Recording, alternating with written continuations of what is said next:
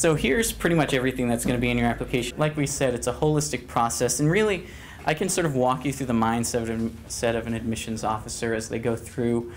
Basically, an admissions officer will take about 20 minutes to read your application. That's your time to shine, your moment in the spotlight. And you've really got to captivate the attention very quickly. So we're going to walk you through these categories. Again, no single one is dominant. All of them are important. And it's all about being evaluated holistically. So, everyone will have varying strengths and weaknesses. But it's all about presenting a compelling narrative along the arc of that admissions narrative we're talking about. And the thing you have to be cognizant of is how your admissions officer is going to connect the dots that you present. So we can go ahead, Jay, you want to tackle the first one? Well, let's think about an example. So let's say you submit your application. You've got a 3.8, you've got a 2,000 on the SAT, and you write an essay about how much you like your science class. And that's pretty much it. There's nothing else in there. Maybe you were in part of one or two clubs. What kind of story does that tell the admissions office? And the thing that we're focused on here is the story that comes out of it. You might be asking yourself, well, how do you get a story out of here? It's just a bunch of points.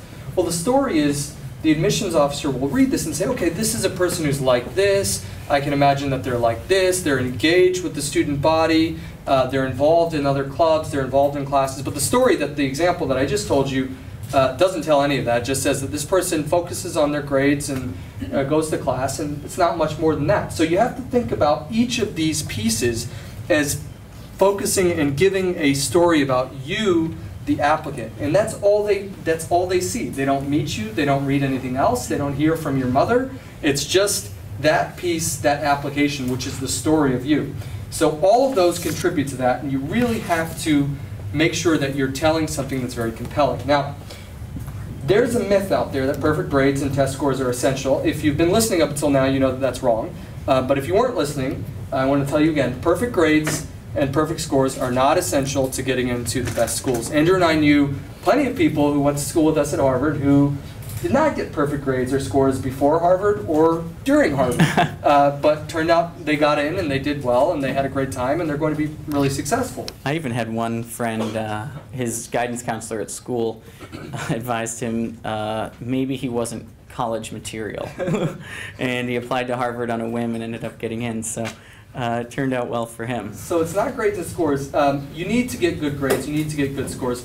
You also need to show an upward trend. So let's say you start 9th grade and you had a year that wasn't great for any number of reasons. You're playing too many sports, you're not used to school, you're not serious about school, you're from another country and you don't know the language. That's fine. You need to be showing an upward trend, and you need to show a trend of better grades and harder classes as you go through. But you need to also prioritize. You need to choose your classes wisely. And remember that grades are only one portion of the narrative. So you need to do well, but it's only one part of that story. There are over 100,000 schools in the United States. Every school has a valedictorian, and not all of those valedictorians even get into the top schools. Yeah, and again, I think I should emphasize that grades and as well as test scores, which is the piece I'm about to talk about, really aren't even obsessed over by the admissions officer. I can't say this enough. They really only look at these for about 30 seconds, maybe a minute, just a glance. And you say, well, how is that possible? All they're looking to see are indicators of whether you're admissible or not. If you're falling in their general range of students who can do the work, to them, they have that sort of target area. And as long as you're in there, they know you'll be fine academically. They're just looking for everything else. So SATs and ACTs are essential, but they're not everything. At Harvard, if you just hit 700s and above for all of your tests, that's fine. They really don't make any distinction between a 710 and a 770 on your SAT 2 math. They really couldn't care less. They're much more concerned with the rest of you, who you are and what you're going to contribute to the campus. So for instance, last year there were almost 300 perfect scores on the SAT last year, perfect 2400s. I think there were about 5,000 or 6,000 2300s. So, it's important, but it's not utterly important. The one that is important, actually, if you're applying from overseas or non-English language speakers, the TOEFL. you really do have to hit that one. A lot of schools do have a minimum requirement for just language ability. They want to make sure that you can hang on the campus and follow along in your classes. But other than that, like I said, the scores aren't everything. So we would recommend, once you hit that threshold, to see if you can take that time and explore something else. So instead of spending another 6 months doing SAT prep or studying for your classes in the next semester, what we really would recommend that you do is think about your extracurricular activities. Two myths here. One is that they're not important, that, I don't need to do any other extracurriculars, I can just do well on my test scores and my grades and get into college. That's a myth. Number two is the more you do, the better. It's sort of the opposite side of the spectrum here. And that's also a myth, because there's no way that you can do a whole slate, 10, 15 different extracurricular activities without doing them well. So you need to do things outside of class, but you need to focus on a couple of them and really take some effort and pride in them and do well on them. Yeah, imagine if, for instance, if an admissions officer read all these applications and admitted students, who all had perfect grades, but would never leave their dorm room because they were too busy studying all the time. What kind of campus would that be? They're really concerned with everything regarding your academic life, not just what you do in the classroom. And obviously the opposite is true too. You don't want to overreach and stretch yourself too thin on your extracurriculars. You have to balance those with your grades. But the point is, you want to try a bunch of things in your extracurricular activities, decide what it is that you're really, really passionate about, and devote yourself to that. You can also involve yourself in competitions, regional, national, international. For example, I was a musician and really serious about that. Had some county, state, and even national recognition. And that's the kind of thing that college admissions officers are looking at to see if you're really passionate about something, and you can sort of put yourself in there, put yourself to the test, and really engage and sink your teeth into an activity rather than just be a member of 15 different clubs. But why else is competition important, Jay? So competition is, an admissions officer, you can always put on your application, I played violin for 15 years, or I've been on the football team for 8 years straight. Well, that doesn't give any indication of your commitment or how good you are. But when you're measured against other students, it is something that shows, okay, this person has really excelled relative to their peers. It's also really good to drive you to work harder. Anybody knows who's entered a competition and is serious about it, that just entering the competition and competing against other people makes you want to work harder yourself. Yeah, exactly. That whole thing we were talking about with our mantra, right? Figure out what you love to do and then pursue excellence. And you'll only know if you're excellent if you see how well you perform with respect to other people. So the next step, essays and supplements. By the time you're in 12th grade, there's really not much else you can do. If you're not already the editor of the school newspaper, it's not going to happen for you. But you can do one thing. You can write killer essays. And you can really present that part of your application, the really only piece of your application where your voice comes through, where you get to talk unmediated directly to your admissions officer, that person, like I said, who cares about you and actually wants you to get in. So they want to hear the more details about your school, and it's sort of a dangerous topic because they really want to know about you. It's the personal essay. And so many students I've worked with over the years write these most brilliant essays. They show that they're great writers and creative and imaginative, but it doesn't reflect anything on them.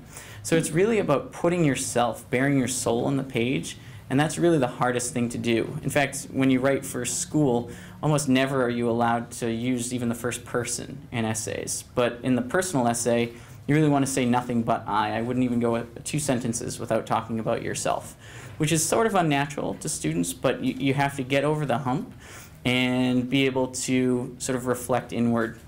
And it's all about getting started early and engaging with the writing, because it's almost like a self-psychoanalysis on the page when you're writing the essay. Sometimes unclear writing is not so much a symptom of just being a bad writer, but not really knowing what you feel or what you think about something. So if you're writing about something important to you, you've really got to just spill a lot of ink about it and trying to get to the heart of what's in your soul. So another really important piece, aside from the essays, are the recommendations. One of the major ways that these admissions officers get to know you is through the recommendations that your teachers, coaches, other people write about you. Unfortunately, you can't have your friends and your parents or people that you pay write these recommendations for you. They have to be people that you know. So it's very, very important that throughout school you're forming relationships with people who can write you recommendation letters.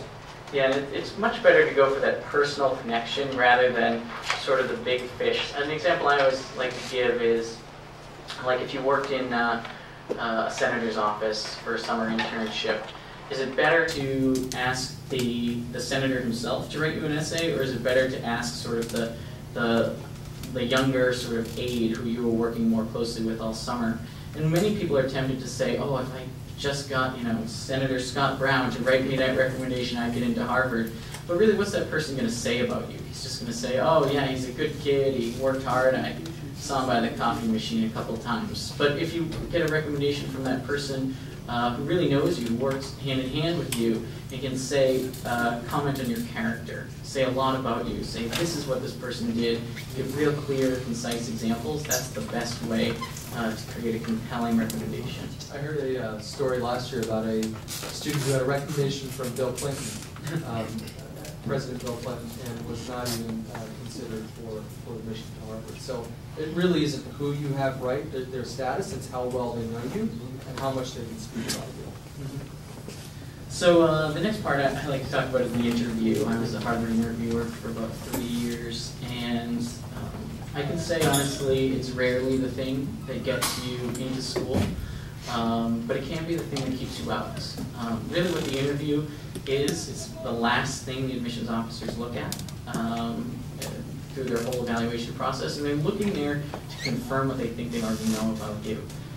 If they've got an understanding that, oh, this is a personable, outgoing, engaged person, but the admissions officer says, man, this person was very awkward, they really couldn't put a sentence together, or, I tried to probe into their interest in science, but it didn't seem like they had much to say at all, couldn't really elaborate on that research project they did last summer, it raises red flags. So the idea with the interview is just, be genuine, be yourself, throughout this whole process, and it'll come through in the interview. It should be fine.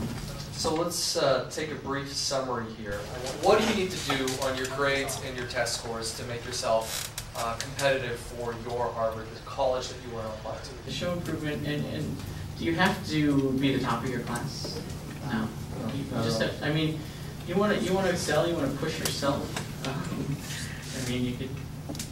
You want to sort of just be on the brink of what you can handle, but not go too far. We've had so many students who just work constantly, and it is really to the detriment of the rest of their lives.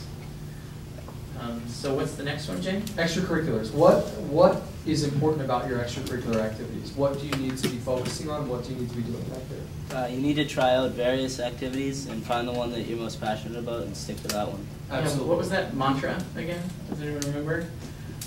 Find out what you love and pursue excellence in it. There you go. Remember the mantra. Know what you love to do and be excellent. Exactly. You should be a leader in something. By the time you get to around your senior year, you should be.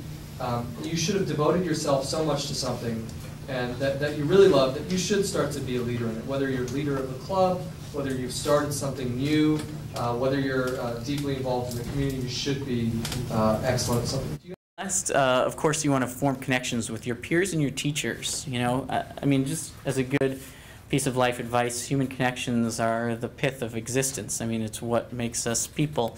So you should get to know people, form relationships, and just by being a good, engaged person, it'll come back to help you in the admissions process.